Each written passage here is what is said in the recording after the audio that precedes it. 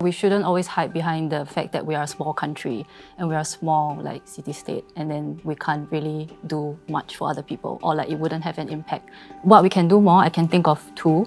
First is, I agree with recognizing the state of Palestine. The second one would be, at the air show, we could not show Israeli arms. And then the third one would be, do not clamp down on peaceful acts of solidarity. Should recognize the state of Palestine. It's about time. And I think there was an issue that we should not be recognizing it because it will cause more problems for the Palestinians. Then my question came to my mind is that not recognizing they are already suffering. Recognizing what's going to change? Is it more suffering? So we talk about governmental level, then it should. In terms of Singapore as Singaporeans, I think it should do more. Not just in terms of donation, not just in terms of monetary help or training people, but rather having a measured conversation on this issue. Truly understand and try to understand the background of this issue. Do not just brush it aside. A lot of things is that you can agree to disagree, but let's have a conversation about that. I think we have one of the best healthcare systems in the world. We have one of the best education systems in the world. I think we can take advantage of this. Medical evacuations, and I understand we do not take refugees, and that's fine. I'm not asking for a fundamental shift, but we can treat them in hospitals. Maybe if you want to limit it to children, amputees, whatever it is, send them back, right, to Egypt or to Gaza, to Palestine, wherever it is. More space can be given through the media in order to develop a more balanced as well as informed perspective. Secondly is also about recognizing the state of Palestine. One of the reasons we give for recognizing Palestine being counterproductive is because we want to keep the channels of communication with Israel open. And I agree that is an advantage. We should use our close historical and diplomatic ties to actually show that we are serious about wanting to pressure the Israeli government.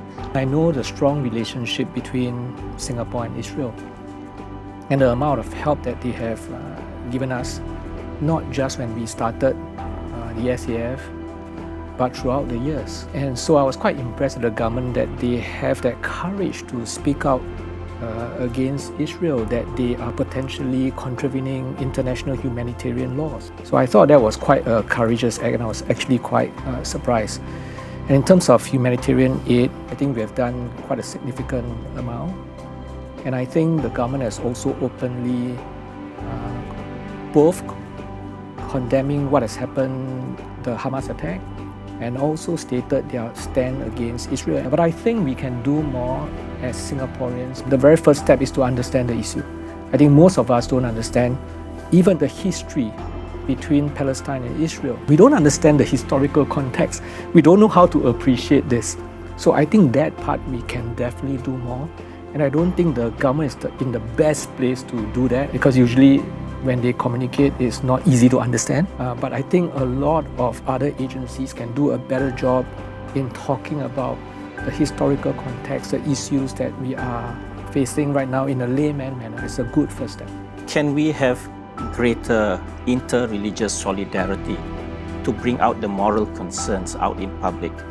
We've seen that being done on issues of extremism, on issues of terrorism, where different faith organizations come together to issue statements, right? But when it comes to Gaza, somehow it's missing.